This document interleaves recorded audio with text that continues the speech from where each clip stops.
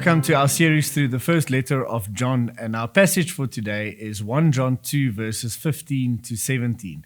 Now in this series we are focusing on a number of themes and some key passages in the book of 1 John, but we'd love for you to just work through the book for yourself and discover and hear how God can speak to you. So for our passage for today, let me read to us. It's from the English Standard Version, and it says, "Do not love the world or the things in the world. If anyone loves the world, the love of the Father is not in him. For all that is in the world, the desires of the flesh, the desires of the eyes, and pride of life, is not from the Father, but from the world. And the world is passing away along with its desires, but whoever does the will of God abides forever."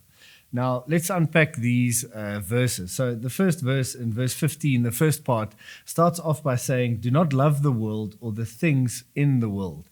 Now, that phrase might be very confusing because this very same John that wrote the first book of John and 1 John, 2 John, and 3 John is the same John that wrote the Gospel of John. And we all know what John 3:16 says, where it says that for God so loved the world that he gave his one and only Son. And so on the one side he's saying we should love the world, and now in 1 John, he keeps on repeating himself saying we should not love the world. And what John means here is that this is a different definition to the word the world than what he uses in the Gospels. In the Gospel, he's trying to say the people of the world and that God loves and wants to restore everything in this world.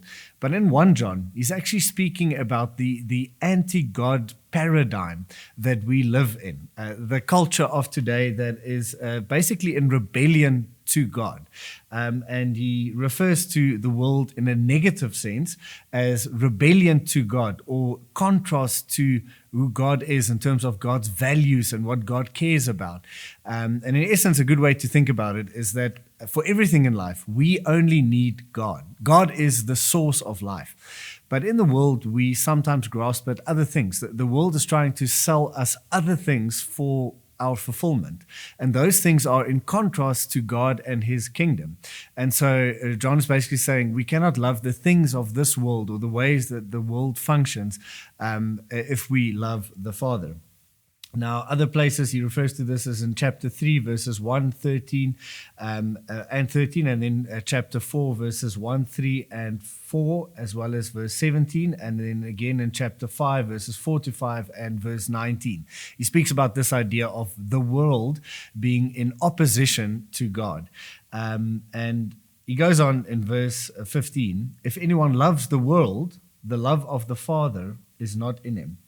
Now, what he means by this is that if we love the world or the things of the world, we cannot love the Father. The two are in contrast to one another, and you have to make your choice. And it's as simple as the more you love and focus on God, the less you will naturally love the world. But also the other way around. The more you focus and love the things of this world, the less you will love the Father. You'll struggle to love the Father. And there are 3 words or 4 words in this verse that says the love of the Father. And so basically it's saying if we love the world, we will be distracted from loving God. And I want to speak about just the 3 things that the love of the Father actually means and how the things of this world distracts us from, the love of God. And just to say, this word distraction is the best way to understand the contrast between the worldly things and God himself. If you focus on the things of this world, and what the world offers, it will distract you from loving God. But also if you focus on loving God, it will distract you from the things of this world. So the 3 things it could mean is, firstly, the love of the Father could firstly mean your love to God. So if you love the things of this world too much, then your passion and your love for God will start waning, and you'll be distracted from that. Secondly, the love of the Father is also the fact that God loves you, and being in the awareness and the consciousness, that the knowledge that God loves me. If I love the things of this world and if I'm preoccupied with the things of this world, I'll be distracted from the knowledge and walking in the awareness that God actually loves me. I'll start forgetting that God loves me. And secondly, the love of the Father also refers to the love that the Father has for other people. You see, the things of this world, what the world offers us, is a humanistic and a self-centered worldview. Loving the things of this world is basically living a life that is selfish and self-centered, because everything is about me, and using the things of this world to please my own desires. And I'll speak about that when we speak about verse 16. But once we live that kind of life, which is self-centered and humanistic, where the individual self, me, I'm at the middle of the universe, then I cannot love other people. So in other words, the love of the Father for other people will also not be in me. And so loving the world will distract me. Firstly, from my love for the Father. Secondly, from the awareness that the Father loves me. And thirdly, also from the love of the Father for other people. And so let's just go on to verse 16, because verse 16 gives us a definition of what the worldly things are. So what is so bad about the world or the worldly things? Verse 16 says, for all that is in the world, and then it lists three things that are in the world. The desires of the flesh, the desires of the eyes, and the pride of life is not from the Father, but is from the world. Now, the pull into the world, the way that, and I believe the enemy is to blame for this. The enemy is disguising himself in the culture that we find ourselves in. The culture that we live in is basically the social norms, the assumptions we make about what is okay and what is not okay, what is acceptable, not acceptable, what is true and what is false, what is good and what is bad. That is the culture that we are part of. But the enemy comes and disguises himself in the culture that we live in, that we don't always spot the lie. We don't always spot the falsehood in the culture that we live in because we're so used to it. And that pull, the way that the enemy is pulling us into the world, that we don't love the Father, but that we are distracted into the worldly things, is in three ways. It's the desires of the flesh, the desires of the eyes, and the pride of life. So firstly, the desires of the flesh. This speaks about our physical appetite. And the lie that the enemy is trying to sell us, that the world is trying to give us, is that you need to experience certain things in order to have contentment, to be satisfied. So experiencing certain things might be, the food that we eat, or the desire to travel the world and go on an adventure. It might be a desire for sex. Those are experiences that we think that fulfillment lie in those experiences. And that's basically a lie of the enemy, because contentment is never reached by experiencing enough. You can never find contentment by having enough external experiences, because the problem with experiences that it will never fully make you content. Satisfaction and contentment are not the same things. So for instance, if you eat a slice of cheesecake, a week from now, you're not going to say to yourself, well, I've had my fill of cheesecake. You're going to want to eat cheesecake again. If you jump off a bridge or you go traveling, have adventurous experiences, you're not going to go after a holiday, a month later say, I never need to go on a holiday again because I've already gone on a holiday. Even if you had lots of holiday or lots of cheesecake, the same is true of sex. There never comes a point where you say, well, I've had enough of that. And so experiences will never fully give contentment, because satisfaction in the moment, short term, is never contentment in the long term. So you'll always need to go back to that. And the Buddhist answer to this, and so Christianity has got a different answer to Buddhism. The Buddhism answer is actually that desire is bad in itself. And so any desire is bad, and so we should kill the flame of desire by feeling nothing, then we will have a peaceful life. The Christian answer, however, is saying that desire in itself is not bad. The fact that you've got a desire to cook good food and to enjoy food, or to go on an adventure, even something like sex, all of those things are designed by God.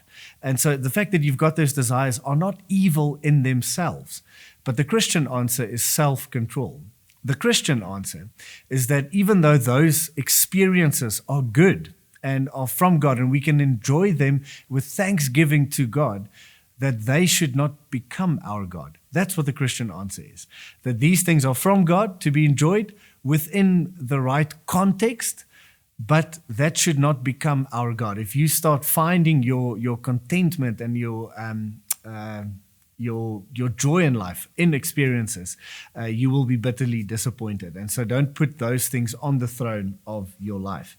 And then it goes on to the desires of the eyes. Now, it's interesting that what you see or what you look at refers to your envy or the things that you covet.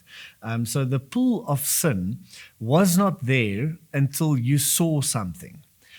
Just quickly do an experiment with me. If you were to go to a interior design shop like At Home, or in Bloemfontein we've got the shop called Iddekinge, which is a beautiful shop with beautiful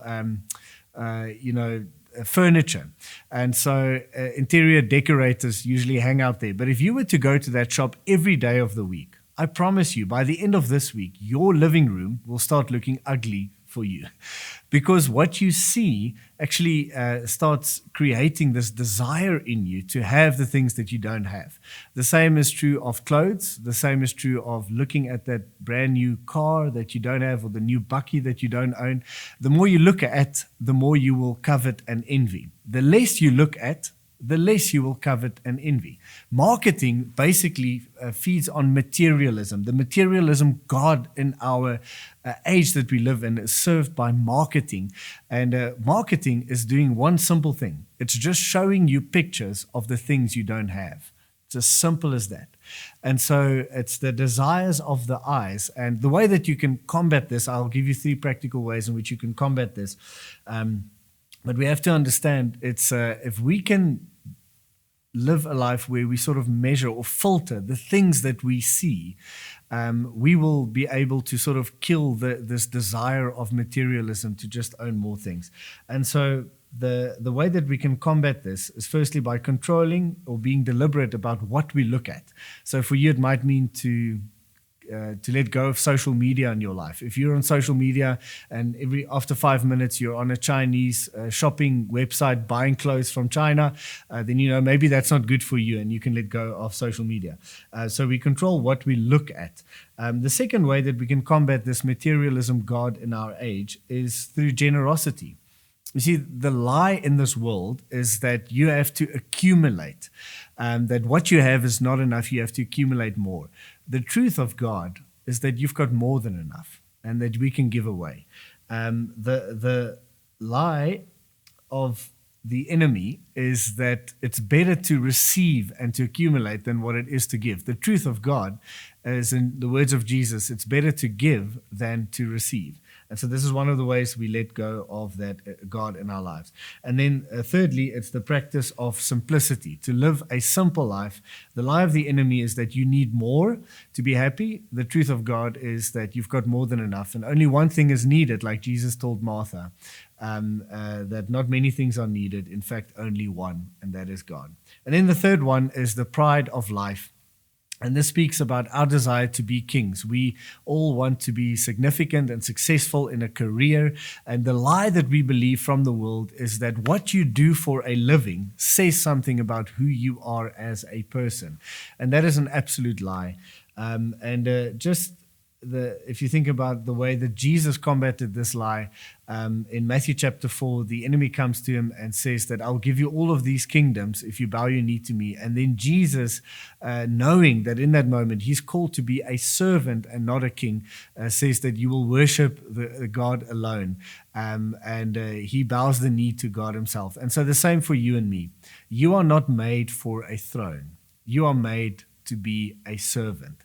And so the lie of the enemy is, in order to be happy, you have to be significant and have your own kingdom and be a king in your kingdom. The truth of God is that you are called to be a servant of another kingdom, and it's the kingdom of Jesus. And just then our last verse, and then I'll close off. And the world is passing away along with its desires, but whoever does the will of God abides forever. Now, the desires that you have will come to an end. There will come an age where you won't have those desires anymore, or they will die with you. The things you own will be given to other people, or you will lose everything. But those things you cannot take with you. You will lose all of it. the positions that you have, the achievements, the success that you have in business, the significance that you have, even if they call or they name a street after you, if you are that famous that they name a street after you, people will not remember who you were. All of the great achievements in this life will be forgotten. And so the point that last verse is making is that if you invest in this world, if you love this world, you will experience great loss. It's possible even to be a Christian. That's what 1 Corinthians 3 teaches us. It's possible to be a Christian and still go to heaven, but still love the things of this world. And at the end of your life, look at your life and see that it was a waste. You will experience loss if you loved the temporary things. But if you loved the eternal one, God himself, you will lose nothing. I hope that encourages you, and may you enjoy your time through the book of 1 John further.